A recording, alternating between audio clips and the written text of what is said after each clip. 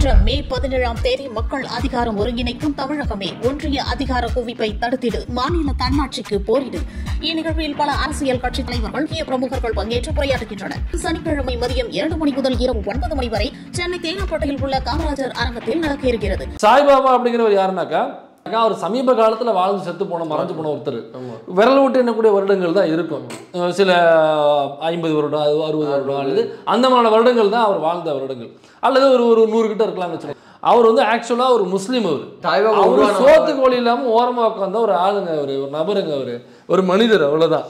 அவர்கிட்ட இப்படிதான் அவர் வந்து கடவுளாக்கப்பட்டார். அவர் மினிஸ்டரே பார்த்தாரு. யார் தெரியுமா? இவரை பார்த்துட்டு போனதுக்கு அப்புறம் தான் அடுத்த லட்சம் அவர் ஜெயிச்சார். இப்படிலாம் கதை கட்ட ஆரம்பிச்சிட்டாங்க. அப்படிதான் சாய்பாபா உருவானார்.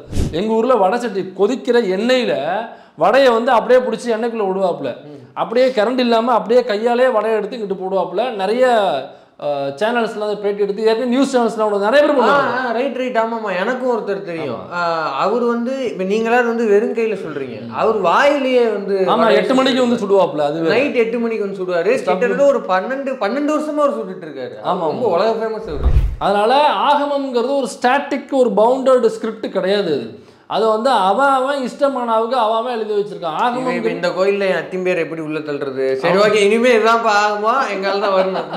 கீழே ஒரு வரியை போட்டு இன்ட்டு போட்டு ஒரு 4 புள்ளியை வச்சு ரவுண்டு போட்டு மிக மிக முக்கியம்னு போட்டு எங்க வாழை மட்டும்தான் நீங்கள் உள்ளே செலுத்த வேண்டும், அல்லது அவர் பேரு சீனிவாச ஐயங்காராக இருக்க வேண்டும், அவர் பேர் இன்னாராக இருக்க வேண்டும் அப்படின்னு ஆக்சுவலா அந்த ஸ்கிரிப்ட் அப்படிதான் உருவாக்கப்பட்டிருக்கு. இந்த மசில் கதை இருக்கும்போது இது பரவாயில்ல. இன்னொருத்தர் வந்து தரையில போக மாட்டேன், அப்புறம் வாழை இலையில போற ஒருத்தர், நம்ம பீஸ் பெரியவா வாழை இலையில தான் ஜெயில போய் இல்ல. இப்ப ஆய் வந்து வாழையில போனாக்கா அப்ப சாப்பாடு எங்க போட்டு சாப்பிடுவாருன்னு யோசிச்சுட்டு இருக்கேன். இப்ப தீண்டாமை, சரி நீங்க கருவறைன்னு சொல்றீங்க, அங்க மட்டும்தான் தீண்டாமை இருக்கா? ஏன் ஊரு உள்ள தீண்டாமை இல்ல? நீங்க இரட்டை கோவலை முறையை அங்க பயன்படுத்துறது இல்லையா? இந்த தெருவுக்குள்ள வரக்கூடாது என்று இன்னமும் சில ஊர்களில் இல்லையா? இன்னமும் பைக் ஓட்டிட்டு போனாக்கா அவனுடைய கையை வெட்டவில்லையா? இன்னமும் கபடி விளையாடுகிறான் ஒரு பட்டியல் சமூகமானவன், திறம்பட வீரத்தோட விளையாடுறான் அப்படிங்கிறதுக்காக அவனை அடிக்கவில்லையா? சக மாணவன் வந்து அருவாளத்தை வெட்டலையா? இதெல்லாம் வந்து இடைநிலை சமூகத்தை சார்ந்தவர்கள் இந்த தவறை செய்யலையா? அப்ப நான் எவ்வளவு பெரிய அப்பாட்டகராக உச்சாணி கும்பலையே அதிகாரத்தில் உட்கார்ந்து இருந்தாலும் என் சமூகத்தை சார்ந்தவன் அல்லது நான் அந்த தீண்டாமை செயலில் ஈடுபடுறேன் அப்படின்னாக்கா சட்டம் அதை அனுமதிக்காது. சட்டம் என்னை தண்டிக்கும், கைது பண்ணி உள்ள போட்டு முட்டிக்கு முட்டி லாடம் தட்டும். இது நடந்து கொண்டிருக்கிறது, நடந்தது, நடக்கவும் செய்யும். இப்போ பார்ப்பனர்கள் மூலமாக நடத்தக்கூடிய ஒரு தீண்டாமை இருக்குல்ல, அதுக்கு சட்டம் அங்கீகரிக்குது. பார்ப்பனர் அல்லாதவர்கள் வந்து தீண்டாமைக்கு வந்து சட்டம் அங்கீகரிக்கல. அப்போ இது சூப்பர், இதை நம்ம போராடி இதை வாங்கியாச்சு. ஆனால் இங்கே எவ்வளவு போராடினாலும் வாங்க முடியலையே. ஈஸியாக உச்சநீதிமன்றம் தான் உனக்கு எண்டு. அந்த உன்னுடைய தலையெழுத்தையே ஒரு கேஸ் போனுச்சுனாக்க உன்னுடைய தலையெழுத்தை எழுதக்கூடிய இடத்துல கவாய் அவர்கள் பட்டியல் சமூகத்தை சார்ந்தவர் வந்து நீதிபதியாக ஆய்வுடைய தலையெழுத்து எழுதக்கூடிய அளவுக்கு அங்கே போய் உட்கார்ந்து சட்டம் அனுமதிக்குது. அதே கவாய் அவர்கள் வந்து ஒரு கோயிலுடைய ஒரு ஆகம கோயிலுக்கு உட்பட்ட அப்படின்னு அவங்க சொல்லிக் கொடுக்குற அந்த கோயிலுடைய கருவறைக்குள்ள போக முடியாது. இது என்ன சட்டம்னு கேட்குறோம். எந்த மாணவோ ஒருத்தன் எழுதி வச்சதை நான் எதுக்குங்க ஃபாலோ பண்ணோம்? இதுக்கப்புறம் ஃபாலோ பண்ண வேண்டியது சட்ட புத்தகம் இருக்கு. பின்னாடி கான்ஸ்டியூஷன் நம்ம ஃபாலோ பண்ணுமே தவிர நான் எதுக்கு போயிட்டு அதுல இது எழுதிருக்கு நான் வரக்கூடாதுனாக்கா, சரி இப்போ இன்னொரு புக்கு எங்கேயோ இருக்கும், தூசி ஒருத்தவன் எங்கேயோ எடுத்துறான்னு வச்சுங்க, வந்துட்டு இந்த தெருவுக்குள்ள இவங்கெல்லாம் வரக்கூடாதுன்னு ஒரு புத்தகத்தை எடுத்துட்டு வரானாக்கா இது ஆகமம் இல்லை, இது மோகமம்னு ஒரு புத்தகம். இந்த புத்தகத்தின்படி பாருங்க இவங்கெல்லாம் அந்த தெருவுக்குள்ள வரக்கூடாது, இவங்கெல்லாம் அங்கதான் இடம் வாங்க கூடாது, பாருங்க இந்த மோகமம் புக்கில் இருக்கு பாருங்க, இது வந்து இந்து மதத்தினுடைய புத்தகம், நான் கொண்டு போறேன்னு வைங்க, இது நீதிமன்றம் ஏத்துக்குமா? ஏன்னா நான் பார்ப்பனர் கிடையாது, அதனால ஏற்றுக்க மாட்டேன். இவ்வளோதான், இது உள்ளதான் இங்கே உள்ள டிஃப்ரென்ஸு. இதே ஒரு பாப்பா கொண்டு போனோம்னாக்கா நீதிமன்றம் ஏற்றுக்குது. ஒரு பெரிய மனுஷர் லுக்கில் ஒரு கோட் ஷூட் போட்டுக்கிட்டு இதெல்லாம் இந்த பின்னெல்லாம் குத்திருப்பாங்க, அதெல்லாம் குத்திட்டு தீண்டாமையை கடைபிடிக்க வேண்டும்னு ஒரு பெரிய மனிதர் பேசினாக்கா அதை நம்ம ஏற்றுக்க முடியுமா? அவர் தமிழ் தாத்தான்னு சொல்ல முடியுமா? அவரை தமிழ் தாத்தான்னு சொல்ல முடியும்.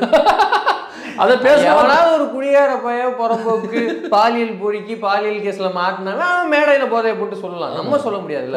எவனோ ஒருத்தன் சொல்றானாக்கா அவன் இப்படி பெரிய மனுஷன் நம்மளால இருக்க முடியும். அப்ப இப்படியே ஒரு இந்து மதத்தை சார்ந்த நூல் சொல்லுதுனாக்கா அது எப்படி இந்து மதத்தை சார்ந்த நூலாக இருக்க முடியும்? அது நூல் தான், அது இந்து மதத்தின் நூல்னு.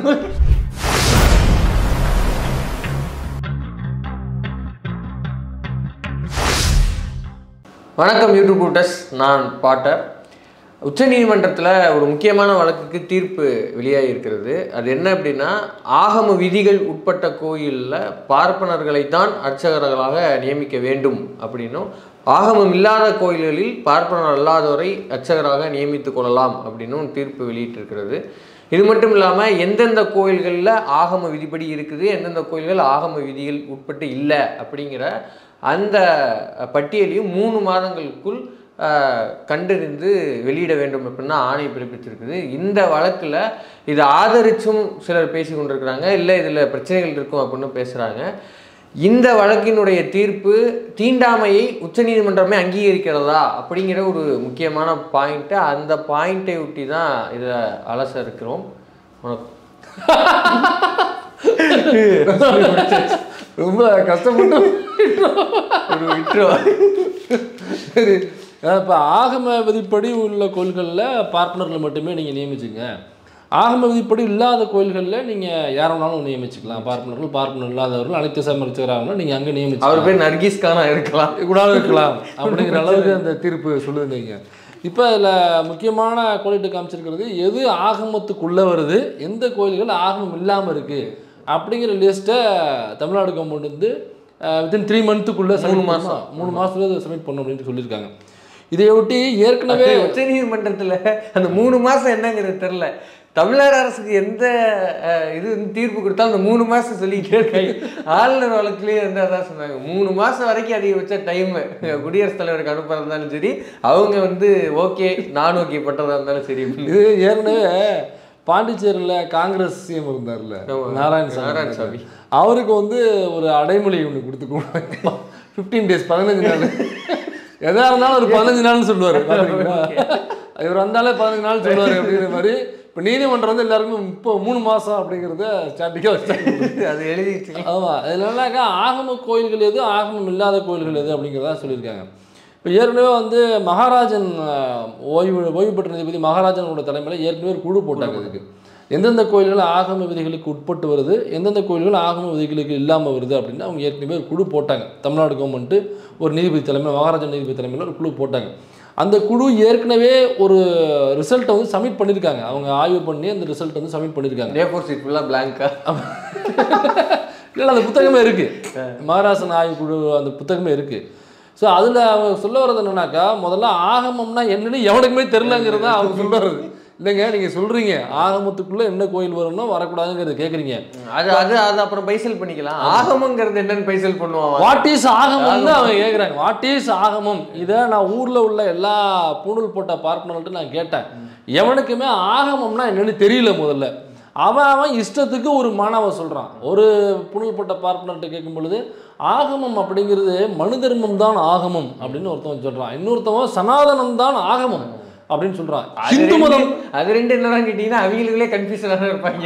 அப்புறம் ஹிந்து மத கோட்பாடுகள் தான் ஆகமம் அப்படின்னு இந்த ஆன்சர் தெரியாமல் இருக்கும் பொழுது யாராவது தலைவர்கள் பற்றி கேள்வி கேட்டுருவாங்க. இப்போ ஜோதிராவ் ஃபூலே பற்றி ஒரு சிறு குறிப்பு வரைக்கும் அப்படின்னு ஒரு 5 மார்க் கொஸ்டின் வந்துருச்சுன்னு வச்சுக்கோங்க.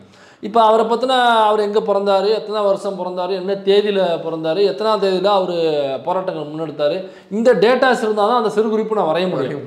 ஆனாலும் எனக்கு அவரை பற்றி தெரியல, நான் படிக்கலன்னு வச்சுக்கலாம், சிறு குறிப்பு வரையணும்னு சொல்லிட்டு பேனா எடுத்துட்டு இவர் மிகவும் நல்லவர், இவர் வந்து பழகுவதற்கு ரொம்ப இனிமையானவர் அப்படின்னு 10 லைன் எழுதுவோம் பார்த்தீங்களா, அந்த மாதிரி தான் வாட் இஸ் ஆகமம்னாக ஆகமம் ஒரு புனிதமானது, ஆகமம் ஒரு இனிமையானது, ஆகமம் மாற்றத்துக்கு உட்படாதது, மாறாதது, நிலையானது அப்படின்னு சொல்கிறாங்களே தவிர வாட் இஸ் ஆகமம்னா எவனுக்கு போய் தெரியல. அப்புறம் தேடி தோண்டி போய் பார்த்தோம்னாக்கா ஆகமம்னு சில புத்தகங்கள் அங்கங்கே கிடக்கு.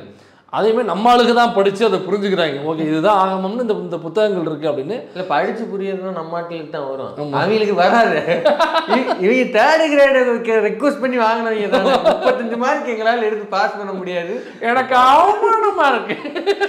முடியாது ராஜா, நடக்காது கண்ணு, எனக்கு ஒரு 3rd கிரேடுன்னு ஒன்று கொடுத்தீங்கன்னா ஒரு 35 மார்க் வாங்கி பாஸ் பண்ணிடுவேன்.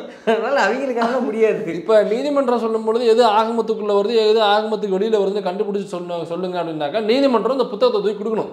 இந்த பாருங்க, இந்த புத்தகம் தான், இந்த பைண்டிங் புத்தகம் தான் வந்து ஆகமம்ங்கிறது, இதை படித்து பார்த்துட்டு இதுக்குள்ளே எது வருது இது வரலாங்கிறத லிஸ்ட் போட்டு கொடுங்கனாங்க. பரவாயில்ல, ஆகமம்னால என்னென்ன எவனுக்கு தெரியல, ஆனால் ஆகமம் படி இது இருக்கணும், ஆகமம் படி இருக்கக்கூடாது கோயில செக்ரிகேட் பண்ணி விட்டுரு. ஆமா, அதுல சில பேர் சொல்ல வர்றது என்னன்னாக்கா, இந்த மகாராஜனுடைய ஆய்வு புத்தகத்துல சொல்ல வர்றது என்னன்னாக்கா, ஆகமம் அப்படிங்கிறது ஒரு ஒரு ஒரு பில்டிங் எப்படி கட்டுறது, ஒரு கோயில் வந்து எப்படி அமைப்பு இருக்கணும் அப்படின்னு ஒரு கோயிலுக்கும் தனித்தனியாக வச்சுருக்காங்க. அது இந்த கோயிலில் வந்து இத்தனாவது அடியில் கொடிமரம் இருக்கணும், இந்த மூலையில் நவகிரகங்கள் இருக்கணும், இந்த மூலையில் இந்த பிள்ளையார் சிலை இருக்கணும், இந்த மூலையில் இந்த சிலை இருக்கணும், இந்த மூலையில் தான் தண்ணி வடிஞ்சு வந்து ஊற்றணும். இப்படி இந்த சாய்பாபா சிலை இருக்கா? சாய்பாபா சிலை இருக்கா? முதல்ல இவங்க நிறைய பேருக்கு தெரியல என்னன்னாக்க சாய்பாபா ஒரு முஸ்லீம்ங்கிறது நிறைய பேருக்கு தெரியல. வைக்கிறீங்க அவர் அடிக்கடி அல்லாஹ் சொல்லுவார். அவர் ஒரு முஸ்லீம்ங்க சாய்பாபாங்கிறவர். முதல்ல சாய்பாபா மேட்டர் முடிச்சுட்டு போலானுங்க. 2 நிமிஷம் 2 மார்க் கொஸ்டின் முடிக்கிறவர். 2 மார்க்.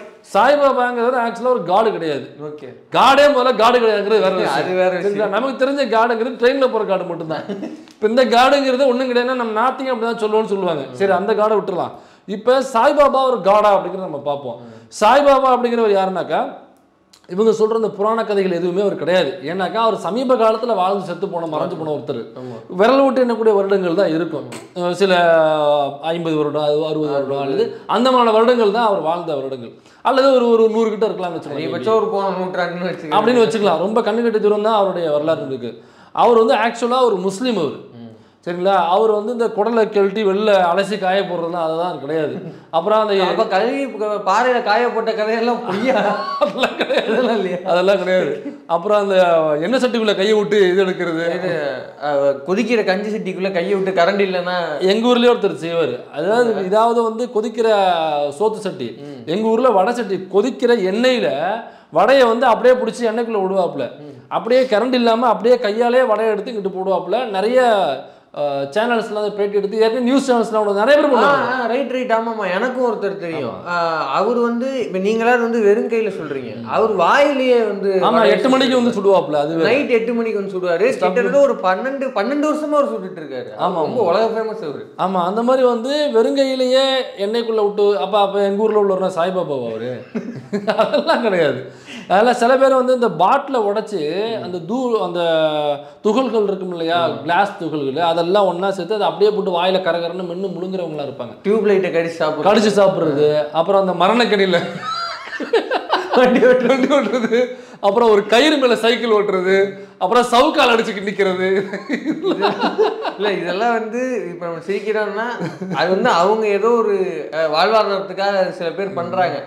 இதெல்லாம் ஒருத்தர் செய்யறாரு அதனால கடவுள் அப்படின்னா அவங்க எல்லாம் அண்ணாமலை தான் எங்க ஊரு கடவுள். கோயம்புத்தூர் அண்ணாமலை தான், பிஜேபி அண்ணாமலை தான் சவுக்கால் அடிச்சுங்க. அப்ப அவரு தான் கடவுள் இல்ல. சாய்பாபா யாருனாக்கா ஒரு முஸ்லீம். சாதாரணமா ரொம்ப ஒரு ஏழ்மை நிலையில் இருக்கிறதுனால அங்க வந்து யார்கிட்ட யாசகம் மட்டும் சாப்பிடக்கூடிய ஒரு முஸ்லீம் அவர். ஸோ அப்படியே ஒரு மூலையில் உட்காந்துருக்காப்புல. ஒரு நாள் என்ன பண்றாங்க, அங்க உள்ள ஒரு மினிஸ்டர் ஒருத்தர் அந்த பக்கம் போறாரு. போனோடனே அவர் சாய்பாபா என்னன்னாக்கா யார்ட்டுமே முகம் கொடுத்து பேச மாட்டேன், அப்படி உருன்னு உட்காந்துருப்பா. அப்படி அவர் பேர் சாய்பாபா, அவ்வளோதான். அவர் யார்ட்டையும் முகம் கொடுத்து பேச மாட்டேன், அப்படி உட்காந்துருப்பா. அப்படி போகிற வர்றவங்க யாசகம் போடுவாங்க, சாப்பிடுவோம், அப்படி அவ்வளோதான். இப்படி உட்காந்து யார்ட்டையும் முகம் கொடுக்காம உட்காந்துருக்கிறதுனால இவர் மினிஸ்டர் என்ன பண்ணுறாரு, கிட்ட போய் உட்காராரு. ஒரு சாமி கெட்டப்பில் ஒரு துண்டுகள்லாம் போட்டு ஒரு கெட்டப்பில் தாடிகள்லாம் வச்சுட்டு ஒரு சாமியார் கெட்டப்பில் இருந்தோடனே கிட்ட போய் உட்காந்து லைட்டாக பேச்சு கொடுக்குறாரு. பேச்சு போட்டு ஒரு 15-20 நிமிடம் ஏதோ பேச முயற்சி பண்ணுறாரு. அல்லது அவர்கிட்ட ஏதோ அருள் வாக்குவாங்க, துண்ணூறுவாங்க, உட்காந்துருக்கு அப்படி. சரிங்களா, இப்படி உட்காந்து ஒரு 1/2 மணி நேரம் அங்கே உட்காந்துன்னா கொஞ்சம் கூட்டம் கூடிருச்சு. மினிஸ்டர் வந்திருக்காரு, கூட்டம் கூடி போச்சு. அப்புறம் மினிஸ்டர் எஞ்சி போயிட்டாரு. மினிஸ்டர் போனோடனே எல்லாரும் வருஷத்துக்கு நின்ட்டாங்க. இவ்வளவுதான். அந்த சோத்துக்கு வழி இல்லாமல் ஓரமாக உட்காந்த ஒரு ஆளுங்க, ஒரு நபருங்க, ஒரு மனிதர், அவ்வளோதான். அவர்கிட்ட இப்படிதான் அவர் வந்து கடவுளாக்கப்பட்டார். அவர் மினிஸ்டரை பார்த்தாரு. யார் தெரியுமா, இவரை பார்த்துட்டு போனதுக்கு அப்புறம் தான் அடுத்த லட்சம் அவர் ஜெயிச்சார். இப்படிலாம் கதை கட்ட ஆரம்பிச்சிட்டாங்க. அப்படிதான் சாய்பாபா உருவானார். அதனால அவர் ஒரு மனிதர், நம்மள மாதிரி ஒரு மனிதர் தான் அவர். அதனால் இந்த கோயில் ஆகமங்கிறது இப்படி தான். அந்த கோயில்கள் எப்படி கட்டப்படணும் அப்படின்னு சொல்லிட்டு எழுதி வச்சுருப்பாங்க. சில ஆகமங்களில் அந்த சனாதன வர்மங்கள்லாம் கூட சேர்த்து வச்சுருப்பாங்க. சில சாதிகள், இந்தந்த சாதிகள் தான் கோயிலுக்குள்ளே வரணும், படிக்கிட்டு இந்த சாதிகள் நிற்கணும், சில சாதிகள் வந்து உள்ளே வராண்டா வரைக்கும் வரலாம் அப்படின்னு சொல்லிட்டு எந்தெந்த சாதிகள் எங்கெங்கே நிற்கணும் அப்படின்னு சொல்லி எழுதி வச்சுருப்பாங்க. சில ஆகமங்களில் வந்து அந்த ஊருக்குள்ள சாதியை சார்ந்தவர்கள், இந்த சாதியை சார்ந்தவர்கள் லெஃப்ட் பக்கம் இங்கே தான் அவங்களுடைய வீடுகள் இருக்கணும், ரைட்டு பக்கம் இந்த சாதியோட வீடுகள் இருக்கணும், இந்த சாதி வந்து ஊருக்கு ஒதுக்குப்புறமா இருக்கணும் அப்படின்னு சில ஆகமங்கள்ல இருக்கு. நம்ம ட்ரௌசர் சர்ச் மாதிரி, அவ்வளோதான். இந்த சைடு வந்து ஒடுக்கப்பட்ட மக்கள் வரணும், இந்த சைடு வந்து இதர சாதியினர் வரணும் அப்படின்னு. அதனால ஆகமம்ங்கிறது ஒரு ஸ்டாட்டிக், ஒரு பவுண்டட் ஸ்கிரிப்ட் கிடையாது. அது வந்து அவன் இஷ்டமானவுக்கு அவன் எழுதி வச்சிருக்கான். ஆகமம் இந்த கோயில்ல என் அத்திம்பேர் எப்படி உள்ள தள்ளுறது, சரி ஓகே இனிமே இதுதான்ப்பா ஆகுமா எங்கால தான் வரணும் அப்படின்னு கீழே ஒரு வரியை போட்டு இன்ட்டு போட்டு ஒரு 4 புள்ளியை வச்சு ரவுண்டு போட்டு மிக மிக முக்கியம்னு போட்டு எங்க வாழை மட்டும்தான் நீங்கள் உள்ளே செலுத்த வேண்டும், அல்லது அவர் பேரு சீனிவாச ஐயங்காராக இருக்க வேண்டும், அவர் பேர் இன்னாராக இருக்க வேண்டும் அப்படின்னு ஆக்சுவலா அந்த ஸ்கிரிப்ட் அப்படிதான் உருவாக்கப்பட்டிருக்கு. அவன் இஷ்டமானவுக்கு எழுதி வச்சதான் அந்த ஆகமம்ங்கிறது. ஆகமம் அப்படிங்கிறது எதை கடவுள் எழுதி வச்சது கிடையாது. ஒரு பார்ப்பன கும்பல் அவன் அங்கங்கே உள்ள பார்ப்பனரும் அவன் எழுதிக்கிட்டதான் ஆகமம். ஒரு கோயிலுக்கும் அல்லது சில செட் ஆஃப் டெம்பிள்ஸுக்கு ஒருத்தன் எழுதி வச்சதான், அதுக்கு பார்ப்பனர் கும்பல் எழுதி வச்சதான் அந்த ஆகமம்ங்கிறது. இந்த தீர்ப்பிலேயே அவங்க குறிப்பிட்டு சொல்றாங்க, ராமேஸ்வரம் கோயில்ல இப்போ அர்ச்சகர் மணியம் போன்ற ஆட்கள் நீங்க வந்து நியமிச்சுக்கலாம் அப்படின்னு சொல்றாங்க. அப்ப என்ன பொருள்னா அது ஆகமத்தின் விதிகள் படி வராத கோயில்னு அர்த்தம். ஆமா, அப்ப ராமேஸ்வரம் கோயில் எவ்வளவு பெரிய கோயில், அந்த கோயில் வந்து ஆகம விதிப்படி இல்லை, நீங்க தாராளமா நியமிச்சுக்கலாம் அப்படின்னு சொல்றாங்க. அப்போ ராமேஸ்வரம் கோயில் எப்படி ஆகமத்துக்குள்ளே வராதுன்னு நீதிமன்றம் கண்டுபிடிச்சோ அதே அளவுகளை வச்சு நீதிமன்றமே தமிழ்நாட்டுக்குள்ளே பாருங்க திருப்பரங்குன்ற கோயில் வந்து ஆகமத்துக்குள்ளே இருக்கா இல்லையாங்கிறது அவங்களே சொல்லிடலாம்ல. மதுரை மீனாட்சி அம்மன் கோயில் அது இருக்கா இல்லையாங்கிறது அவங்களே சொல்லிடலாம்ல. தஞ்சாவூரில் பெரிய கோயில் அதில் இருக்கா இல்லையா அப்படிங்கிறத சொல்லிடலாம்ல. அதே மாதிரி தமிழ்நாட்டில் ஒன்றும் பெரிய பெரிய கோயில்கள் நல்லா இருக்கோ அதெல்லாம் வந்து ஆகமத்தில் இருக்கா இல்லையா அவங்களும் சொல்லிடலாம்ல. அது ஏன் சொல்ல மாட்டேங்கிறாங்கன்னு நமக்கு தெரியல. ராமேஸ்வரம் வரைக்கும் வந்துட்டீங்க, அப்படியே ஒரு டிஸ்ட்ரிக்டாக பார்த்து விட்டீங்கன்னா வேலை மிச்சம். அப்போ ஆகமம்ங்கிறது ஒரு செட் ஆஃப் ரூல்ஸ் கிடையாது, அது வந்து மல்டிபிள் செட் ஆஃப் புக்ஸ். அதனால வந்து ஒரு ஆகமம்னு எதையும் கணக்கிட்டு அது மல்டிபிள் செட் ஆஃப் புக்ஸ் கூட இல்லை. இப்போ இவ்வளோ நம்ம பேசுறத வச்சு பார்த்தா அது வந்து ஒரு வதந்திகள் மாதிரி, வதந்திகளின் கூட்டா இருக்கு. இந்த கோயில் எப்படி அந்த கோயில் அப்படி அவ்வளவுதான் நீங்க பார்த்து வச்சுக்கோங்க அப்படின்னு. ஆமா, இப்போ ஆகமம்னா ஒரே ஒரு ஆகம புக் தானே இருக்கணும். அனைத்து கோயில்களுக்கும் ஒரே ஒரு ஆகம புக் தான் இருக்கணும். அப்படி கிடையவே கிடையாது. அதான் இதில் உள்ள கன்ஃபியூஷன். அப்போ ஆகம விதிப்படி தான் நியமிக்க வேண்டும் அப்படிங்கிறதே முதல்ல தவறான வாதம் இது. ஸோ இதை வந்து நீதிபதிகள் வந்து இந்த மாதிரி ஏற்றுக்கிறது இருக்குல்ல அந்த வாதத்தை, அதை நான் வந்து என்னால் ஏற்றுக்க முடியல. அதை வந்து நான் மறுக்கிறேன். மறுக்கிறோம் அதே இருக்கல. இப்போ இதில் இன்னொரு சைடாக இப்போ நம்ம பார்க்கணும்ல. இப்போ இந்த மாதிரியான வாதங்களை தமிழ்நாடு அரசு சார்பாக போகிற வழக்கறிஞர்களும் இதை தெளிவுபடுத்திடணும். அடுத்த வர ஹியரிங்கில் இல்லை இது குறித்து வேறு ஏதாவது வந்து ஹியரிங் வருது அப்படின்னா அதை போல தெளிவுபடுத்தினோம். ஐயா இந்த பாருங்கள் மகாராஷ்டிரன் குழு வந்து போட்டிருக்குது, அதனால் இது ஆகமுங்கிற ஒன்றே கிடையாது. அப்போ நாங்கள் எந்த அளவுகோலை வச்சு நாங்கள் அதை கண்டுபிடிக்கிறோம். ஆமாம், கண்டிப்பாக இது வந்து சாதாரண விவேக் எடுத்துகிட்டு போகிற மாதிரி தான். இப்போ நான் ஃப்ரெண்டு அட்ரஸை கண்டுபிடிச்சு கொடு, ஏன்னா பின்கோடு போடல ஒன்றும் போடல, எந்த அட்ரஸ் போய் கண்டுபிடிக்கிறது அந்த கதையாக தான் இருக்கு. இப்போ ஆமாம், அந்த சிங்காரவளன் படத்துல கமல் இறங்கிட்டு மனோவீட்டுக்கு போகணும் பாடல,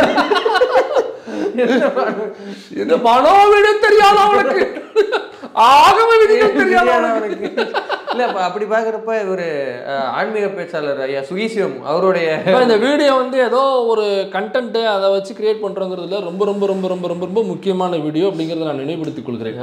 எப்ப 10 நிமிஷம் அதை நீ சொல்லியிருக்கணும்டா, நீ சொல்லியிருக்கணும். இல்லை 10 நிமிஷம் கழிச்சா இல்லை. ஒரு சுயசிவம் வந்து ஒரு கான்ட்ரவர்சி ஆச்சு இல்லை, உங்களுக்கு ஞாபகம் இருக்குன்னு நினைக்கிறேன். அந்த பழனி கோயிலை பற்றி கொடிமரம் இல்லடா அப்படில, இல்லை கொடிமரம் இருக்குதே நான் போயிட்டு வந்திருக்கேன் இல்லடா கொடிமரம். அப்போ அவர் அந்த பேச்சிலையுமே அவர் சொன்ன சாரம் என்ன அப்படின்னா, அது சித்தர்களால் உண்டு பண்ண கோயில், சித்தர்களுக்கு ஆகமம் கிடையாது அப்படிங்கிறாரு. அப்போ அந்த கோயில் ஆகம விதிப்படி வராது. அப்போ 300 வருஷத்துக்கு முன்னாடி ராமப்பையர் பேச்சை கேட்டு எப்படி பார்ப்பனர்களை உள்ள சேர்த்த அப்படின்னு கேட்டாரு. அப்போ அப்படி பார்த்தா பழனி கோயில் இனிமே அனைத்து சாதி அர்ச்சகர் ஆக்கிடலாம். ஆமாம், தாராளமாக ஆக்கலாம். அதோடைய வரலாறு சுகிசிவம் ஐயாவே சொல்லியிருப்பாரு, நிறைய பேரும் சொல்லியிருக்காங்க. சமீபத்தில் அவர் சொன்னது அந்த வீடியோ பயங்கர வைரலாக இருந்தது. அதனால் ஐயா சுகிசிவம் ஐயாவுக்கு ஒரு நன்றி நம்ம தெரிவிச்சுக்கணும். அவர் தான் சொல்றாரு செம்பு பட்டையா இருக்குது, அதோட காப்பியை போன்லேயே இருக்கு கையிலேயே வச்சிருக்கு. ஆமாம், வரலாறுனாக்கா அதுதான் கல்வெட்டுகள் செம்பு பட்டயத்தில் இருக்கிறது தான் வரலாறு தவிர நீ வாட்ஸ்அப்பில் தூக்கிட்டு வர முடியாது. அதை ஃபோட்டோவை எடுத்து ஒரு வாட்ஸ்அப்பில் நீ ஏன் சும்மா வந்து வாயில சொல்றதுங்கிறது வரலாறு இல்லைல்ல, அது டைப் பண்ணி அனுப்ப முடியாது. ஆமாம், அது வட சொல்றது, அதுக்கு பிரைம் மினிஸ்டர் இருக்காரு, அவர் பார்த்து அவருக்கு இருக்கிற ஒரே வேலை அவர் என்ன ஒன்று வருவோம். எனக்கு இப்போ அவருக்கு இருந்து அந்த ஒரு வேலையும் போயிருச்சு. இப்போ அந்த ஒரு வேலையை செய்யறதுக்கு ட்ரம்ப் வந்துட்டு அப்படி 8 மணிக்குனாங்க 7:30 மணிக்கே தலைமை முடியா இறக்கிறான். நான் சொல்லிட்டேன் என்ன சொன்னீங்க, நான் போற நிறுத்துங்களா, நிறுத்திட்டாங்க. அப்படியா நீங்க சொல்லி எப்படி கேட்பாங்க, சொல்லனா வியாபாரம் பண்ண மாட்டேன்னு சொன்னு கேட்டாங்க. இப்போ இந்த யூடியூப் சேனலுக்கு உள்ள போட்டி மாதிரி ஆகி போச்சு. ஒரு பப்ளிக் மீட்டிங் கவர் பண்ண போனோம்னாக்கா ஒரு 10 சேனல் நினைச்சுங்களேன், யார் முதல்ல போய் எடுத்து எடிட் பண்ணி தட்டி போறாங்களோ அவங்க தான் வியூஸ் போகும். கண்டிப்பா அந்த மாதிரி 8 மணிக்கு தலைமை வட சொல்ல வரனாப்ல 7:30 மணிக்கு அவர் வீடியோ இறக்கிட்டாப்ல வியூஸ் நான் தூக்குறேன்டா. இவங்க 2 பேத்துக்குள்ள இதான் போட்டி. அப்ப இல்ல பழனி கோயில் என்னன்னாக்கா, பழனி கோயில் வந்து பண்டாரங்கள் என்று சொல்லப்படுற சமூகத்தை சார்ந்தவர்கள். அவங்க தான் அந்த பழனி கோயில்ல வந்து அர்ச்சகர்களாக உள்ள இருந்தாங்க. ஏன்னாக்கா அது வந்து ஒரு சித்தர்கள் சம்பந்தப்பட்ட கோயில். அது நவபாஷாணத்துல செஞ்ச சிலை தான் இருக்குன்னாங்க. இப்ப அந்த பார்ப்பனர்கள் உள்ளே போகும் வரை இந்த சிலை வந்து முழு சிலையாக இருந்தது. பார்ப்பனர்கள் உள்ளே பண்டாரங்களை வெளியே எடுத்து விட்டு எப்ப பார்ப்பனர் உள்ள போனாங்களோ அப்ப அந்த சிலை வந்து கொஞ்சம் கொஞ்சமா அந்த நவபாஷாண சிலை சுரண்டி சுரண்டி சுரண்டி சுரண்டி சுரண்டி சுரண்டி சுரண்டி சுரண்டி எடுத்துட்டு இப்ப அந்த நவபாஷாண சிலையே கிடையாது, அதுக்கு பதில் வேற ஒரு சிலையை வச்சிருக்காங்க. அப்ப நவபாஷாண சிலை பண்டாரங்கள் இருந்த வரை இந்த நவபாஷாண சிலை சேஃப்டியா இருந்தது. இப்ப அவங்க வெளில எடுத்துட்டு பார்ப்பனர்கள் உள்ள போன உடனே அந்த சிலை எங்க சுரண்டி சுரண்டி வெளில விட்டாங்க. சின்ன வயசுல கேள்விப்பட்டிருக்கேன், முதுகு அப்படியே சுரண்டி சுரண்டி சுரண்டி சுரண்டி அப்பெல்லாம் எடுத்து கொடுப்பாங்க. ஆமா, ஏன்னா அதுல ஏதோ இதெல்லாம் இருக்கு அப்படிங்கறனால எடுத்து கொடுப்பாங்க, எடுத்து வித்துருவாங்க. அதுல இருந்து சுரண்டன அந்த அந்த அந்த குறிப்பிட்ட அர்ச்சனை செய்யக்கூடிய அல்லது உள்ளே போகக்கூடிய பார்ப்பனர் வந்து சுரண்டி கொண்டாந்து வேற ஒரு பணக்காரர்கிட்ட இதை கொண்டு போய் வீட்டில் வச்சுக்கினாக்கா உங்களுக்கு செல்வம் குலைக்கும், எவ்வளோ ஒரு 50,000 1,00,000 அப்படின்னு ஒரு கையில சுரண்டி கொண்டு போனாக்கா அந்த அளவுக்கு எவ்வளோ லாபம் அந்த ஐயருக்கு. நம்ம சிலை குறிப்புங்கிறத நீங்க செய்தி ஊடகங்கள்ல போட்டதை நம்ம செட்டையர் பண்ணி பேசுறோம். உண்மையிலுமே இங்க சிலையை குறைச்சிருக்காங்க. இல்ல உண்மையிலே அதை பண்ணதானே அவங்க இதை கொண்டு போய் கொடுத்து காசு வாங்கியிருக்காங்க. இதை விட கேவலமான வேலையை பண்ணவங்க காஷ்மீர்ல அங்கே வந்து ஹரிசிங் தான் நினைக்கிறேன் அந்த மன்னர், அல்லது அதுக்கு முன்னாடி உள்ள மன்னர் நினைக்கிறேன். அப்போ அங்கே மன்னராக இருக்கும்பொழுது என்னன்னாக்கா அந்த மன்னர் வந்து பார்ப்பனர் அல்லாதவர். இப்போ அந்த மன்னருடைய பக்கத்தில் இருக்கக்கூடிய சில வேலைகளுக்கு வந்து பார்ப்பனர்கள் தான் அந்த வேலையை செஞ்சாங்க. அதுவும் குறிப்பாக அந்த மன்னரில் அவர் வந்து ஆய் போனாக்கா அவரே கழுவ மாட்டார், அவருடைய இதை வந்து அவரே வெளிக்கு போனால் கழுவ மாட்டார். இப்போ அங்கே வந்து டாய்லெட் மாதிரி அவருக்கு செட்டப் உண்டு, அங்கே போவார். போனவனையே அது கழுவுறதுக்கு பார்ப்பனர்கள் தான் இருக்கா. இது ஒரு பார்ப்பனர்கள் தான் வச்சிருந்தாங்க. இப்போ என்ன பண்ணுவாங்கனாக்கா இவர் கழுவ மாட்டார், போனவனையே 3 பேர் மொத்தம் இருப்பாங்க. அவர் டாய்லெட் போகும்போது 3 பேர் கூட இருப்பாங்க. நமக்கு ஒருத்தர் இருந்தாலே நம்மளால வராது கூச்சப்பட்டுக்கிட்டு. இல்லை 3 பேர் இருந்தா அவரு பழகிட்டாரு, கூட பார்க்க முடியல, அவரு பழகிட்டாரு. 3 பேர் சரிங்களா. ஒருத்தர் தண்ணி ஊற்றுவார், இன்னொருத்தர் வந்து முன்னாடி பின்னாடியே ஒரு மஸ்லின் துணின்னு ஒன்று இருக்கும், ஒரு வெல்வெட்டு, மஸ்லின் வெல்வெட்டுன்னு. அது வந்து மார்க்கெட்டில் வந்து பயங்கரமாக விலை போகக்கூடிய ஒரு துணி அந்த காலத்தில் காஷ்மீரில். ஸோ அந்த துணியை வச்சு தான் அந்த ஏன்னா ராஜா இல்லை இவர் கையாலாம் இது பண்ண மாட்டார், அதனால தண்ணி ஒருத்தர் ஊற்றுவாங்க. முன்னாடி பின்னாடியும் துணியை பிடிச்சிட்டு 2 பேர் வந்து அவருக்கு வலிக்காமல் நோகாமல் எதுவும் அழுத்திட்டு தேய்ச்சிடக்கூடாது, இல்லை அப்படியே முன்னாடி பின்னாடி இழுப்பாங்க, தண்ணி ஊற்றி. ஆக்சுவலாக நடந்தது இது ரெக்கார்ட்ஸ் இருக்குது. மருதேன் தோழர் வந்து இதை பற்றி நிறைய பேசுறாங்க. மருதேன் தோழர் சொல்ல கேள்விப்பட்டிருக்கேன். ஆமாம். அப்போ என்ன பண்ணுறாங்கனாக்கா இந்த மஸ்லின் துணி அலசி வெளில போகிறாங்களா, இந்த 3 பேருக்கு சம்பளம் கிடையாது. இவங்களுக்கு என்ன சம்பளம்னாக்கா இந்த மஸ்லின் துணியை கொண்டு போய் மார்க்கெட்டில் கொடுத்து விற்று அந்த காசை 3 பேரும் பிரிச்சுக்கணும். சரிங்களா. இது பயங்கரமான வேலை போகும். அதற்காக அந்த பார்ப்பனர்கள் வந்து வேற யாரையும் இந்த வேலை செய்ய விடாம அவங்களே அந்த ரிசர்வேஷன் அவங்களே எடுத்துக்கிட்டு உள்ள வந்தது. இது நாங்கள் தான் பண்ணுவோம் அப்படின்னு சொன்னாங்க. அந்த துணி வந்து அவ்வளோ ரேட்டு போகும். இப்போ என்ன பண்ணுறாங்க, இந்த காசை வந்து காசு பார்த்துட்டாங்க. இப்போ இன்னும் நிறைய செட்டில் ஆகணும் அப்படிங்கிறதுக்கு என்ன பண்ணுறாங்க, நிறைய இல்லை ஒரு நாள் என்ன பண்ணுறாங்க, வயிற்றால போகிற மாத்திரையை சோத்துல போட்டு கொடுத்துட்டாங்க ராஜாவுக்கு. இப்போ புடுங்கிட்டு அடிக்குது ஒரு மாலை. எவ்வளோ மஸ்லின் துணி கும்பலாக சேர்ந்து போகுது. சேர்ந்து போனோடனே கொண்டு போய் கொடுக்குறாங்க. பயங்கரமான பல்கான அமௌண்ட் எடுக்கிறாங்க. அந்த 3 பார்ப்பனர் செட்டில் ஆகுறாங்க. இது ஆக்சுவலா நடந்தது. இது பிரிட்டிஷ்காரன் இது ரெக்கார்ட்ஸா எழுதி வச்சிருக்காங்க. இது இங்கிலீஷ் 1992 விட கொடூர ஸ்கேமா இருக்கு. இது எவ்வளவு பெரிய ஸ்கேம். இந்த அளவுக்கு ஸ்கேம் பண்ணவங்க தான் அங்க சிலைய சுரண்டியும் எப்படி இங்க ராஜாவை ஏமாத்தினாங்களோ அது ஒரு மக்களை ஏமாத்தி சிலைய சுரண்டி கூட சேர்த்து. எனக்கு இந்த மசில் கதை இருக்கும்போது இது பரவாயில்ல. இன்னொருத்தர் வந்து தரையில போக மாட்டேன், அப்புறம் வாழை இலையில போற ஒருத்தர் நம்ம பீஸ் பெரியவா வாழை இலையில தான் ஜெயில போய் இல்ல. இப்ப ஆய் வந்து வாழையில போனாக்கா அப்ப சாப்பாடு எங்க போட்டு சாப்பிடுவாருன்னு யோசிச்சுட்டு இருக்கேன். இல்லப்பா எனக்குள்ள சந்தேகப்பா. அதுவே இலையில அப்படின்னா சரி ஓகே சரியா. இப்போ அந்த பழனி முருகன் கோயில், அதான் அந்த சித்தர்கள் சம்மந்தப்பட்ட கோவில் அப்படிங்கிறது பண்டாரங்கள்ட்ட இருந்துச்சு. எப்போ பாப்பாங்கையில் வந்துச்சுனாக்கா இந்த ஒரு நாயக்கர் ஆட்சி, திருமல நாயக்கருடைய தலவாய் அந்த ராமப்பையர் விஜயநகர பேரரசுன்னு சொல்லுவாங்க. அந்த பேரரசு ஆட்சியில் தான் வந்து அவருடைய நெருங்கிய தளபதியாக ஒரு பார்ட்னர் இருக்கார். அவரு அங்கிட்ட அப்படியே நகர்வலம் வரும்பொழுது ஊர் பக்கம் வரும்பொழுது பழனிக்கு வர்றாரு, இந்த கோயிலை பார்க்குறாரு. சரி மேலே போய் சாமியை கும்பிட்டு போகலாமா அப்படின்னு சொல்லிட்டு மேலே போகிறாரு. மேலே போகும்பொழுது பார்ப்பனர் இல்லாமல் பண்டாரங்கள் இருக்காங்க. என்ன அது மலை மேலே இவ்வளோ பிரசித்தி பெற்ற கோயிலாக இருக்குது, இது எப்படி ஒரு பார்ப்பனர் இல்லாமல் நீ எப்படி இருக்க? இப்போ நான் ஒரு பார்ப்பனர், நான் வாங்கிட்ட கும்பிட்டு நான் எப்படி கை நீட்டு 90 வாங்குறது? வாங்கிட்ட நான் வந்து 90 வாங்கணுமா, எனக்கு அவமானமா இருக்கு அப்படின்னு சொல்லிட்டு தான் இந்த பார்ப்பனர் இந்த பண்டாரங்களை பூரா வெளியில் எடுத்து கிட்டத்தட்ட 20க்கும் மேற்பட்ட அர்ச்சகர்கள் உள்ள இருந்திருக்காங்க. எல்லாம் பண்டாரங்கள் எல்லாரையும் வெளியில் எடுத்துட்டு பார்ப்பனர்களை கொண்டாந்து உள்ள வச்சுட்டு இப்போ அவங்க கிட்ட இவர் சாமி கும்பிட்டுட்டு அவங்க கிட்ட இவர் நீங்க வாங்கணும் வாங்கி குடிச்சிட்டு இவர் போறாப்புல இது ஊற்றுவாங்க தீர்த்தம் வாங்கி குடிச்சிட்டு துண்ணூற. ஏன்னாக்கா பார்ப்பனர் அல்லாதவங்கிட்ட நான் எப்படி கை நீட்டுறது, இது வந்து தர்மத்துக்கு எதிரானது இல்லையா, நான் ஒரு பாப்பான் நான் எப்படி வாண்ட கை நீட்டுவேனா அப்படின்னு சொல்லிட்டு அப்போ ஒன்றாவது போட்டு போனதா. இதுக்கப்புறம் இவர்கள் தான் இங்கே இருக்க வேண்டும் அப்படின்னு போட்டது. அப்போ அதற்கு முன்னாடி பண்டாரங்கள் தானே இருந்திருக்காங்க அங்கே உள்ள ஆகும்போது இப்படி பார்த்தோம்னாக்கா. அப்போ பண்டாரங்களை தூக்கிட்டு நீங்கள் எப்படி பார்ப்பனரில் போட்டீங்க? இப்போ பார்ப்பனரில் போட்டதுனால அந்த கோயில் ஒன்றும் இடிஞ்சு போகல, பூமி ஒன்றும் பிறந்துக்கிட்டு போகல, இங்கே எதுவுமே வந்து சரியாக நடக்காமல் போகல, எல்லாமே ப்ராப்பராக நடந்துட்டு தானே வருது. அப்புறம் என்னப்பா பிரச்சனை? அப்போ அதே மாதிரி மற்ற கோயில்களையும் மாற்றுங்க.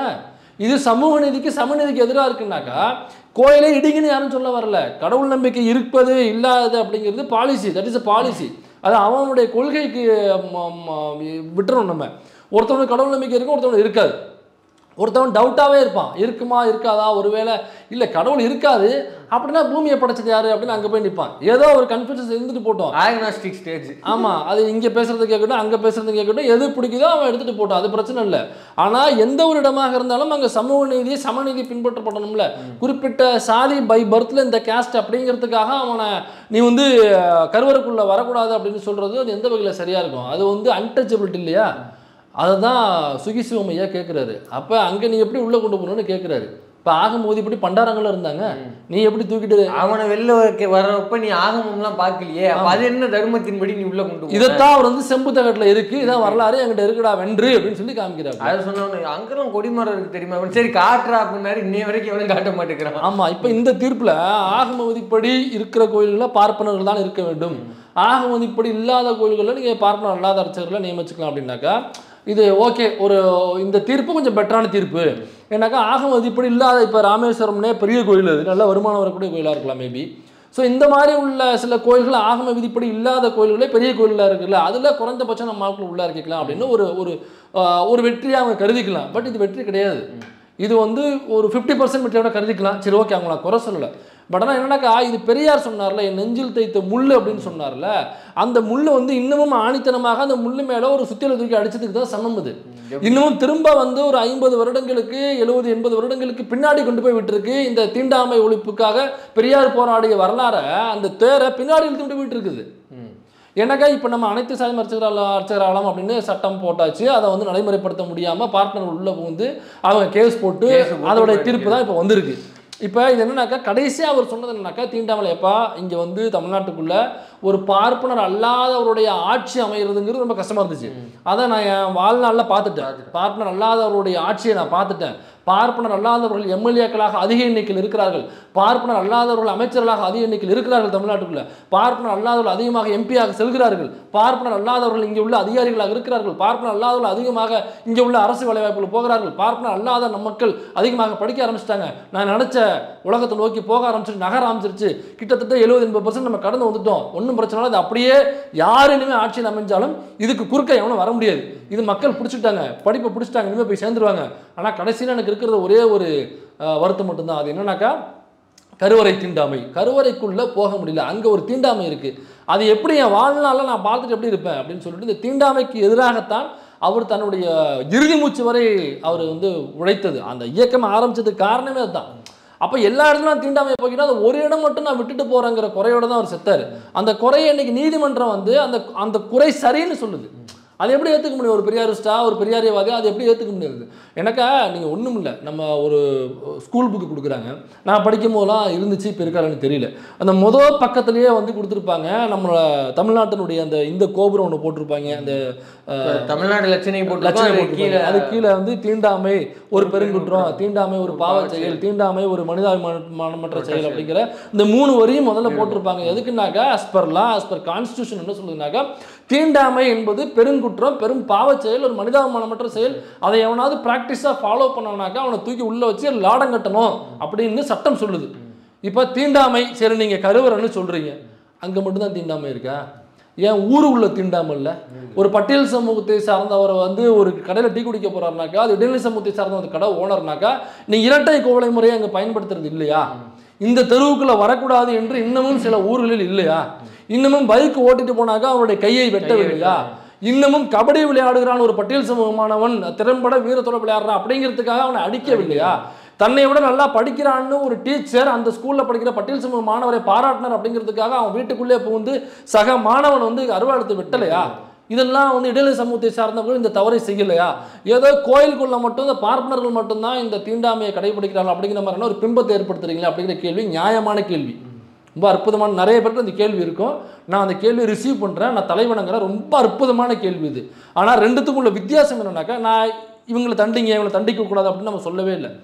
இப்போ நம்ம என்னதான் சொன்னாலும் என்னதான் மறுத்தாலும், இப்போ இடைநிலை சமூகத்தை சார்ந்தவன் ஒரு தீண்டாமையை கடைபிடிக்கிறான், ஒரு பைக் ஓட்டருடைய கையை வெட்டிட்டான், அல்லது ஊருக்குள்ள பூந்து அடிக்கிறான், அவனுடைய குடிசையை கொளுத்துறான், தீண்டாமை காரணமாக இதை செய்கிறான் அப்படின்னாக்கா, இப்போ அதே சமூகத்தை சார்ந்தவன் நான் வச்சுப்போம். ஃபார் எக்ஸாம்பிள் நானோ நீங்களோ இப்போ போயிட்டு எங்கள் சாதிக்காரனை வந்து நான் ஒரு பெரியாரிஸ்ட்டு, அல்லது நான் வந்து இந்த சமூகத்தில் பெரியவன், நான் ஒரு எம்எல்ஏ, நான் ஒரு எம்பி, அதனால வந்து என் சமூகத்தை சார்ந்தவன் குடிசை கொடுத்துறான், அதுக்கு நீங்கள் கைது பண்ணக்கூடாது அப்படின்னு நான் குறுக்க போய் நிற்க முடியாது.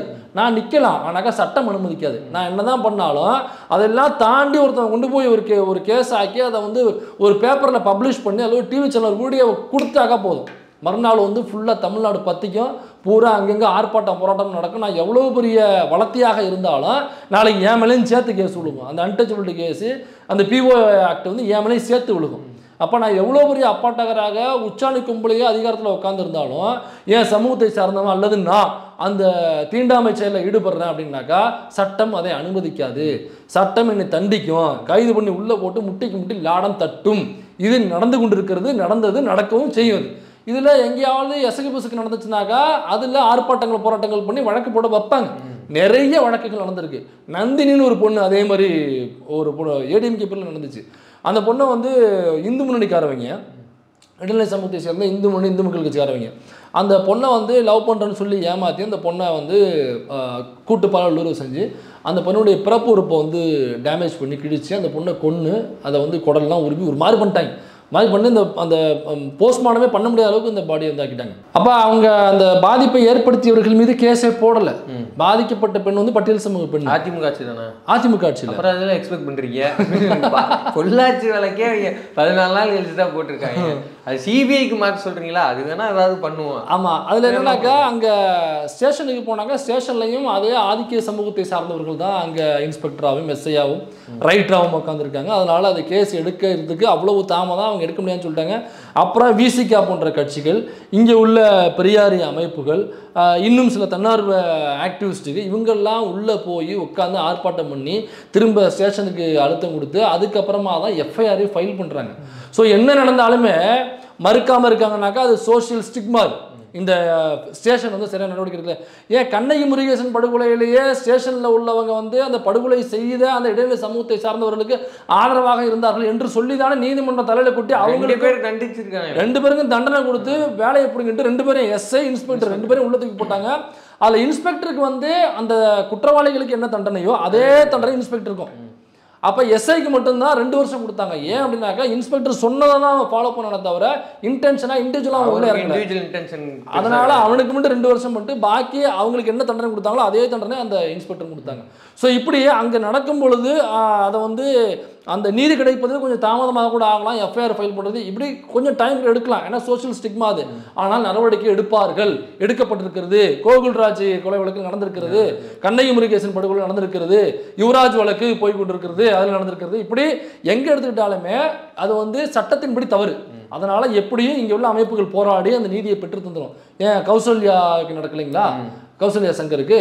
ஸோ இப்படி எது நடந்தாலுமே எடுக்கப்பட்டிருக்கும். ஆனால் பாருங்க, கோவிலுக்குள்ள கருவறைக்குள்ள ஆகம கோயில் அப்படின்ற ஒரு டுபாகூரை வச்சுக்கிட்டு அதாவது பார்ப்பனர் சமூகத்தை அல்லாதவர்கள் யாராக இருந்தாலுமே, நீ ஆண்ட பரம்பரைன்னு சொல்லிக்கலாம், ராஜராஜ சோழம் பரம்பரைன்னு சொல்லிக்கலாம், நீ வந்து இங்கே மகாபலிபுரம் என்னுடைய மன்னர்கள் ஆட்சி புரிஞ்சதுன்னு சொல்லிக்கலாம், பாண்டிய நம்மலாம் அக்னியில இருந்து பிறந்தவங்க அப்படின்னு நீங்க என்ன வேணாலும் சொல்லிக்கலாம். அக்னி குண்டத்துக்கு முன்னாடி உட்காந்து வளர்க்க முடியாது. ஆமா, அதேதான். அப்படின்னு என்ன வேணாலும் நீ சொல்லிக்கலாம். நீ எந்த சமூகத்தில் பிறந்தவராக இருந்தாலும் நீ பார்ப்பனர் இல்லை என்றால் ஆகம விதிப்படி உள்ள கோயில்களில் நீ அர்ச்சகராக படித்து தேர்ச்சி பெற்ற நபராக இருந்தாலுமே, பார்ப்பனரை விட நீ அருமையாக சமஸ்கிருதத்தில் மந்திரம் மோதக்கூடிய தகுதி பெற்றவராக இருந்தாலும் கூட பை பர்த் நீ பார்ப்பனர் அல்ல அப்படின்னாக்கா கோவில் கருவறைக்குள்ளே போகக்கூடாது என்று சட்டமே சொல்லுது. சட்டம் சொல்லுது, நீதிமன்றம் சொல்லுது, நீதிபதிகள் சொல்றாங்க, சட்டம் சொல்லுது. அப்ப இடைநிலை சமூகங்களில் நடக்கிற இந்த இரட்டை கோவலை முறைக்கோ அல்லது மற்ற தீண்டாமைகளுக்கோ, தீண்டாமையின் மூலமாக சாதியின் அடிப்படையில் நடக்கக்கூடிய ஒரு ஒடுக்குமுறைக்கோ அல்லது வன்கொடுமைக்கோ சட்டம் அது தவறுன்னு சொல்லுது, தண்டிக்கிறது, தண்டித்து கொண்டிருக்கிறது. கொஞ்சம் முன்னப்பட லேட்டாக கூட ஆகலாம், ஆனால் தண்டனை உண்டு. ஆனால் இங்கே பாருங்க, முன்னையும் கிடையாது பின்னையும் கிடையாது, ஏன்னா சட்டமே அது சரின்னு சொல்லுது. இப்போ பார்ப்பனர்கள் மூலமாக நடத்தக்கூடிய ஒரு தீண்டாமை இருக்குல்ல, அதுக்கு சட்டம் அங்கீகரிக்குது. பார்ப்பனர் அல்லாதவர்கள் தீண்டாமைக்கு சட்டம் அங்கீகரிக்கல. அப்போ இது சூப்பர், இது நம்ம போராடி இதை வாங்கியாச்சு.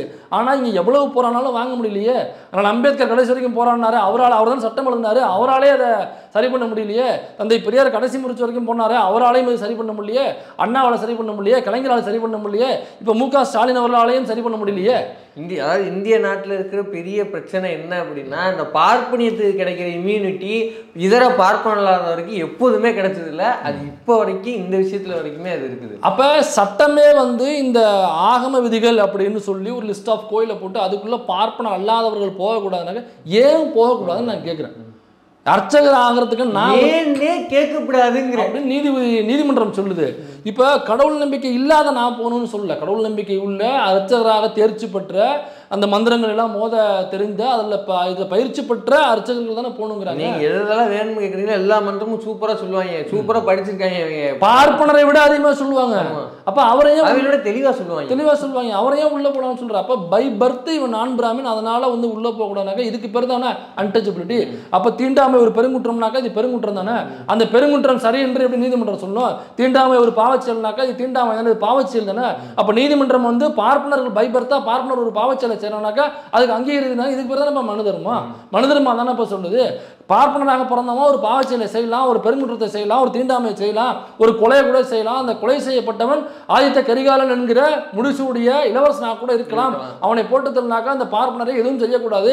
அவனுக்கு பொன் பொருளை கையில கொடுத்து முடிய மட்டும் இங்கிட்டு வலிச்சு விட்டு ஊர் உரமா கொண்டு விட்டு வரணும்னு அதானப்பா மனு தர்மம் சொல்லுது. அதானப்பா இங்க ஆகம கோயில்கள்னு சொல்லிட்டு அதானப்பா மறைமுகமா சொல்றாங்க. அதானப்பா நம்மளும் கேட்குறோம். அப்போ தவறு இல்லையா அது? இது எப்படி உச்ச நீதிமன்றமே இது எப்படி சரின்னு சொல்லுவோம்? இது எப்படி சரின்னு சொல்லுது அப்படிங்கிற கேள்வி தான் நம்ம எழுப்புறோம். இப்போ உச்சநீதிமன்ற நீதிபதியாக மரியாதைக்குரிய கவாய் அவர்கள் நியமிக்கப்பட்டிருக்காங்க. இவர் ஒரு புத்திஸ்ட்டு ப்ளஸ் ஒரு தலித் கம்யூனிட்டிலேருந்து வர்றாங்க, அந்த பேக்ரவுண்ட்லேருந்து வர்றாங்க.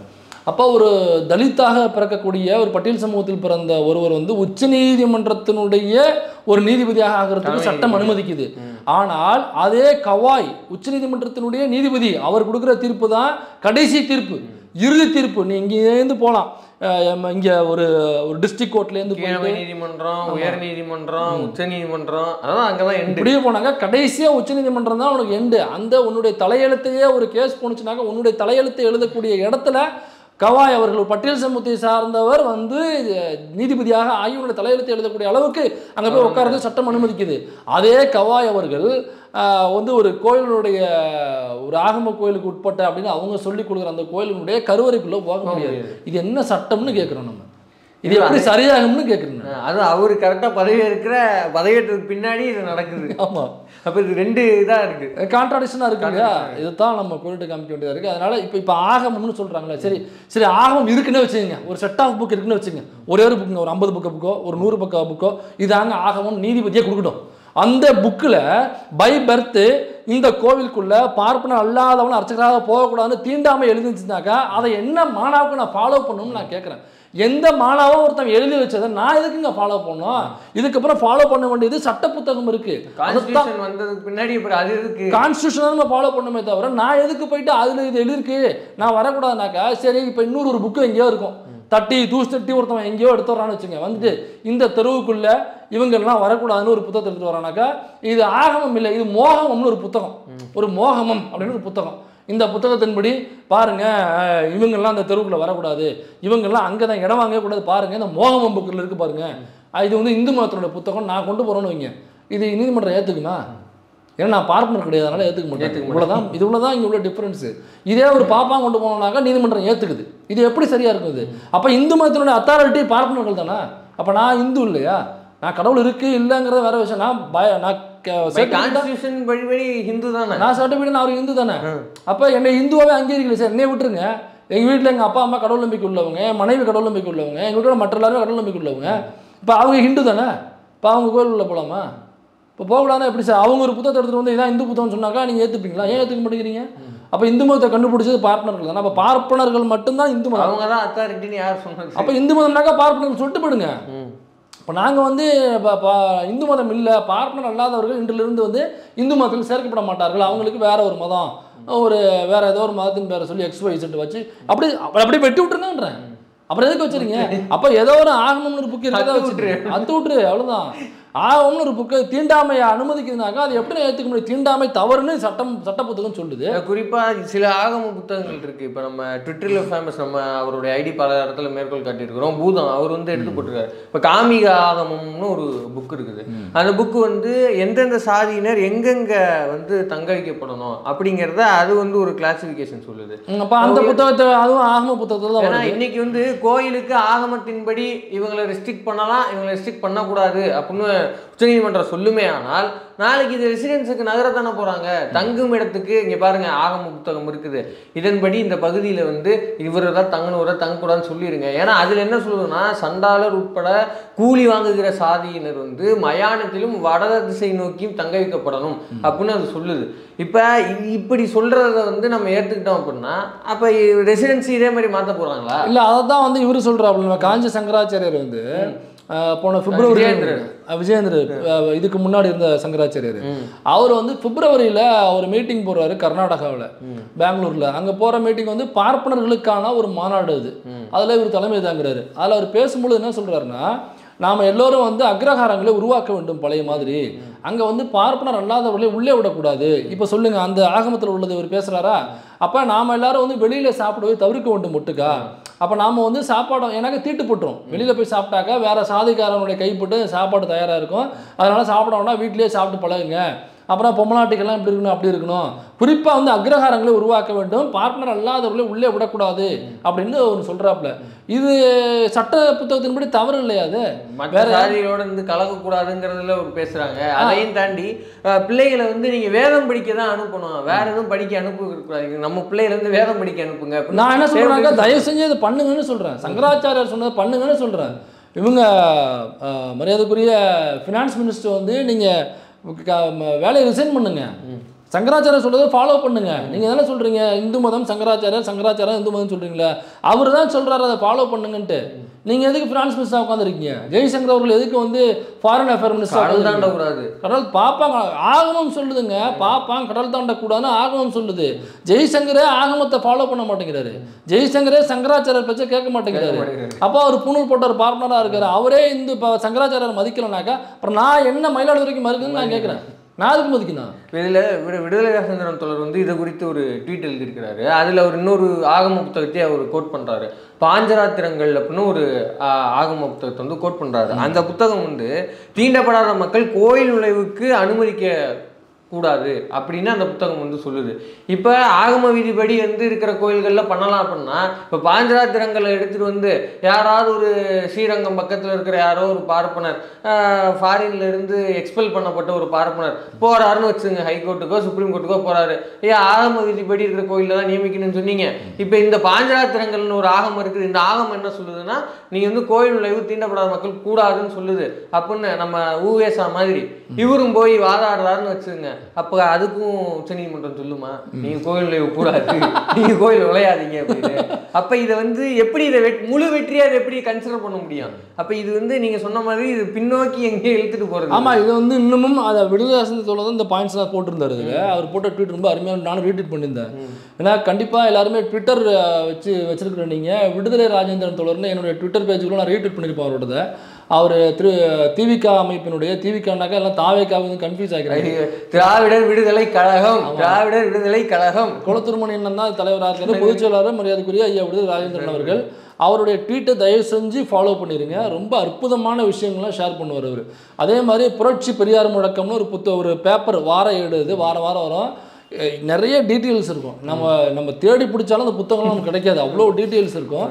அதை நீங்கள் நான் ஒரு நம்பர் வந்து இப்போ பேசிகிட்டு இருக்கும்போது கீழே ஒரு நம்பர் போகும், அந்த பேப்பர் வேணுங்கிறவங்க அந்த நம்பருக்கு கால் பண்ணி அந்த பேப்பரை நீங்கள் சப்ஸ்கிரைப் பண்ணிக்கங்க. அப்புறம் அந்த நம்பர் குறைவு விலைதான் வந்து பெரியார் முழக்கம் பார்த்துங்க. ஆமாம், புரட்சி பெரியார் முழக்கம் விலை ரொம்ப குறைவு. யாராவது இந்த நம்பருக்கு ஃபோன் பண்ணி கலாய்க்கலாம் அப்படின்னு நினச்சிடாதீங்க, அதுக்கப்புறம் உங்கள் காது கருகிடும், அந்த டீம் வேற டீம். இல்லை அதை சொல்லாதீங்க, அவங்க என்ஜாய் பண்ணிடுவாங்க, அவங்க இதுதான் வெயிட்டிங்ல இருப்பாங்க. சரி, இப்போ என்னன்னாக்கா அதான் விடுதலை சொல்ல தோழருடைய அந்த ட்வீட்டில் தான் நிறைய பாயிண்ட்ஸ் நானும் பார்த்தேன், நிறைய வியூஸும் அதில் ஓப்பன் ஆயிருக்கு. இப்போ எனக்கு வந்து நீதிமன்றத்துக்கு தான் ஒரே ஒரு கேள்வி, இப்போ ஆகமம்னு இருக்கட்டும், அது வந்து பார்ப்பனர் அல்லாதவர்கள் வந்து கோயிலுக்குள்ளே இதுக்குள்ளே கருவறைக்குள்ளே வரக்கூடாதுன்னு சொல்லுதுனாக்கா அதை எப்படி நீங்கள் அங்கீகரிப்பீங்கன்னு நான் கேட்குறேன். ஒரு தீண்டாமையை ஒருத்தன் வந்து குள்ளா போட்டுக்கிட்டு உள்ளானாக்கா ஐயோ தப்பா போடுவது, நான் சொல்றது குள்ளானாக்கா முண்டாசு சொல்றேன், உள்ளானாக்கா என்ன ஏற்கனவே குள்ளா தொப்பின்னு வர ஒரு மெண்டல் சொல்லிட்டு முடிச்சுட்டு அதை நினைச்சக்கூடாது, ஒரு தலப்பா கட்டிக்கிட்டு தொப்பி. அவன் நான் சொல்றத வந்து ஒரு மரியாதை நிமித்தமாக அந்த முதல் மரியாதை தலப்பா கட்டுவாங்கல்ல, தலப்பா கட்டி அப்படி சொல்லி தலப்பா கட்டி பாவா கட்டி, ஆமா அந்த தலப்பா கட்டி கட்டிக்கிட்டு ஒரு பெரிய மனுஷர் லுக்கில் ஒரு கோட் ஷூட் போட்டுக்கிட்டு இதெல்லாம் இந்த பின்னெல்லாம் குத்திருப்பாங்க, அதெல்லாம் குத்திட்டு தீண்டாமையை கடைபிடிக்க வேண்டும்னு ஒரு பெரிய மனிதர் பேசினாக்கா அதை நம்ம ஏற்றுக்க முடியுமா? அவர் தமிழ் தாத்தான்னு சொல்ல முடியுமா? அவரை தமிழ் தாத்தான்னு சொல்ல முடியும். அதை எவனாவது ஒரு குடியார பைய புறம்போக்கு பாலியல் பொறுக்கி பாலியல் கேஸ்ல மாட்டினாங்க, அவன் மேடையில போதையை போட்டு சொல்லலாம், நம்ம சொல்ல முடியாது. சொல்ல முடியாது. எவனோ ஒருத்தன் சொல்றானாக்கா அவன் எப்படி பெரிய மனுஷன் நம்மளால இருக்க முடியும்? அப்ப இப்படி ஒரு இந்து மதத்தை சார்ந்த நூல் சொல்லுதுனாக்கா அது எப்படி இந்து மதத்தை சார்ந்த நூலாக இருக்க முடியும்? அது நூல் தான், அது இந்து மதத்தின் நூல்னு சொல்ல முடியாதுல்ல, அது நூல். ஆமா, இல்லைங்க, இப்போ ஒரு மதத்துல உள்ளவன் அதே மதத்துல உள்ள இன்னொருத்தவனை கோயிலுக்குள்ள வராத தீட்டு நீ கீழ் சாதின்னு சொல்றானாக்கா அவன் எப்படி ஒரே மதத்துக்குள்ள இருந்திருக்க முடியும் ஏற்கனவே? அப்ப சொல்றவன் வந்து வேற எங்கேயும் தான் வந்திருக்கான், அப்போ சொல்லப்படுறவன் இருக்கான்ல அவன் இங்கேயே ஆண்டாட காலமாக இருந்துருவேன். இப்போ இவனை அடக்கிறதுக்காக நான் வந்து மேல் சாதி நீ கீழ் சாதி நீ இங்கே வரக்கூடாது கேட்டாக்க நாம் ரெண்டு பேரும் ஒரே மதம், அந்த மதத்தில் உள்ள புத்தகம் இந்த புத்தகத்தை யாரும் எழுது, நான் தான் எழுதணும் அந்த புத்தகத்தை, நீ வந்து உள்ளே வரக்கூடாது அங்கே தான் இருக்கணும் இங்கே தான் இருக்கணும்னு சொல்லிட்டு வந்து கொண்டு வந்தாக்கா அவனை செவத்தா மட்டும் அடிச்சு நாள் வைக்கணுமா இல்லையா? தீண்டாமையை ஒருத்தன் கொண்டு வந்து பேசிட்டு இருக்கானா அவனை எப்படி நம்ம ஆதரிக்க முடியும்? நான் பொதுவில் சொல்கிறேன், பேசுகிறவங்களை சொல்கிறேன். அதனால் இதுக்குள்ளே இவ்வளோ விஷயங்கள் இருக்குது, இந்த தீர்ப்பை வந்து பெருசாக கொண்டாடவும் முடியாது. அதனால் இதுக்குள்ளே வந்து பெரியார் சொன்ன அந்த தீண்டாமை வந்து இன்னமும் இருக்குது, தீண்டாமை இன்னமும் இருக்குது, நம்ம ஆணித்தனமாக அடித்து சொல்லணும். அந்த தீண்டாமையை போக்குவதற்கு போராட்டங்களையும் ஆர்ப்பாட்டங்களையும் முன்னெடுக்க வேண்டும் என்று நான் கேட்டுக்கொள்வது. குறிப்பாக அரசாங்கத்தில் ஒரு கோரிக்கை, இது சம்பந்தப்பட்ட வழக்குகளை டீல் பண்ணும்பொழுது இது இந்த துறையில் அல்லது இந்த டிபார்ட்மெண்ட்டில் அறிவுள்ள நபர்களை கன்சல்ட் பண்ண சொல்லுங்கள், அல்லது இந்த டிபார்ட்மெண்ட்டில் அறிவுள்ள சில வக்கீல்களை பயன்படுத்த வேண்டும். சாதாரணமாக வாதாடுறது மாதிரி வாதாட முடியாது, சில கேசஸ் வந்து ரெஃபரன்ஸ் எடுத்துகிட்டு போகணும். ஸோ இதை ஃபாலோ பண்ணுறவங்களுக்கு தான் அது தெரியும், அல்லது இது சம்மந்தப்பட்ட அமைப்புகளில் இருப்பாங்கள்ல அவங்கள்ட்ட கூப்பிட்டு போராட்டங்களில் இருக்கிறவங்க இதை குறித்து தொடர்ந்து விவாதங்களில் இருக்கிறவங்கள்ட்ட எனக்கா இது ஏதோ சும்மா சாதாரண விஷயம் சொல்லி டீல் பண்ணக்கூடாது. இதுதான் தமிழ்நாடு மட்டும் இல்லை இந்தியாவினுடைய தலையெழுத்து இது. ஏன்னா இது ஒரு முறை ரெண்டு முறை இல்லை, கலைஞர் அவர்கள் வந்து சட்டம் போட்டு தடுக்கப்பட்டு அதுக்கு பிறகு இப்போ முத்துவேல் கருணாநிதி ஸ்டாலின் அவரு போட்டு அதுக்கப்புறமும் இது வந்து தடையாகவே நிற்கிது. அப்படின்னா இது வந்து வெறுமனா ஏதோ இப்போ நடத்துகிற போராட்டம் கிடையாது, இது நம்ம ஆண்டாண்டு காலமாக நடக்குது. ஆமாம், அதுவும் குறிப்பாக வந்து ஒவ்வொரு முறை அனைத்து சாதியும் மருத்துவர் கலந்துட்டு ஃபஸ்ட்டு கலைஞர் போட்டார், அப்புறம் இப்போ எலெக்ஷன் கேம்பில் வாக்குறுதி கொடுத்து ஸ்டாலின் வந்து கொண்டு வந்திருக்காரு. இப்போ என்னன்னாக்கா இது கலைஞர் போடும் பொழுதும் யார் வந்து இதை மறைச்சு கேஸ் போட்டு தடுத்தாங்கனாக்கா பார்ப்பனர்கள், மதுரையில் உள்ள பார்ப்பனர் கும்பல் தான் இதை கேஸ் போட்டு தடுத்துச்சு. திரும்ப அந்த கேஸ் வந்து ஏடிஎம்கே பீரியட்லேயே ரிசல்ட் வந்துருச்சு, அதெல்லாம் அனைத்து சாதியும் மருத்துவர் ஆகலாம், ஆனால் ஆகமம் இல்லாத கோயில்கள் அப்படிங்கிறது ஏற்கனவே வந்துருச்சு. ஆனால் அவர் வந்து நடைமுறைப்படுத்தலை, அதை கூட நடைமுறைப்படுத்துவதற்கு துணிவில்லாத முதுகெலும்பு இல்லாத ஒரு நபர் தான் எடப்பாடி பழனிசாமி. அதெல்லாம் ஆய்வாளர்கள்ட்ட கேட்கணும், அவங்கள்ட்ட பார்க்கணும், அது நிறைய இருக்குதுல்ல, அது எப்படி இப்போ சட்டுப்புட்டு பண்ண முடியாது, திருப்பி அவரை நீங்கள் இருக்காரு. அதில் ஸ்டாலின் அவர்கள் தான் டேரிங்காக நின்று அதை வந்து எலெக்ஷன் கேம்பெயினில் கொடுத்து திரும்ப நடைமுறைப்படுத்தி எல்லாருக்கும் பயிற்சி போட்டு ஓதுவார் வரைக்கும் போட்டார். ஆனால் ஆகம கோயில்குள்ளே இது நடக்கணுங்கிறது தான் நம்மளுடைய கோரிக்கை. அதனால் வந்து இது இந்த கொள்கை வாரிசுகளாக இருக்கக்கூடிய இந்த திமுகவாக இருக்கட்டும் திராவிடர் இயக்கமாக இருக்கட்டும் இவங்களுடைய முக்கியமான ஒரு கோரிக்கை இதுதான் நம்ம ஆரியத்தை ஒட்டுமொத்தமாக வேரோடு சாட்சியத்துக்கு சமம். இதை நம்ம வாங்கிட்டோம்னா பெரியாரின் நெஞ்சில் தைத்த முல்லை எடுப்பது அப்படிங்கிறது இதில் நம்ம முழுமையான சரியான வெற்றி பெறதாக தான் இருக்கும். That's all. அதனால் இதில் வேண்டிய அளவு நம்ம அலசி ஆராய்ச்சிட்டு நினைக்கிறேன். இதே மாதிரி நம்ம அப்பப்போ சில விஷயங்கள் நிறைய ஆராய வேண்டியிருக்கு. தொடர் அலசல்கள். சத்யா ஊரில் இல்லைன்னா அவரே விட்டு உட்கார வச்சிடலாம். அடுத்த வீடியோவில் வந்து சத்யாவும் வந்து விடுவார், கவலை கொள்ளாதீர்கள். அதில் அடுத்தடுத்து சில முக்கியமான மேட்டரில் ஒரு டீப்பாக அனலைஸ் பண்ணலாம் அப்படிங்கிற ஒரு முயற்சி தான் அது. வாரம் 1 அல்லது 2 வீடியோ இந்த மாதிரி இன்னும் சில செலிபிரிட்டிஸை கூப்பிட்டு அல்லது சில கருத்தாளர்களை கூப்பிட்டு அவங்களோட டிஸ்கஸ் பண்ணி நிறைய விஷயங்களை தெரிஞ்சுக்கலாம், தவறை திருத்திக்கலாம், தெரிஞ்ச விஷயங்களை நம்ம ஷேர் பண்ணிக்கலாம். That's all your honour.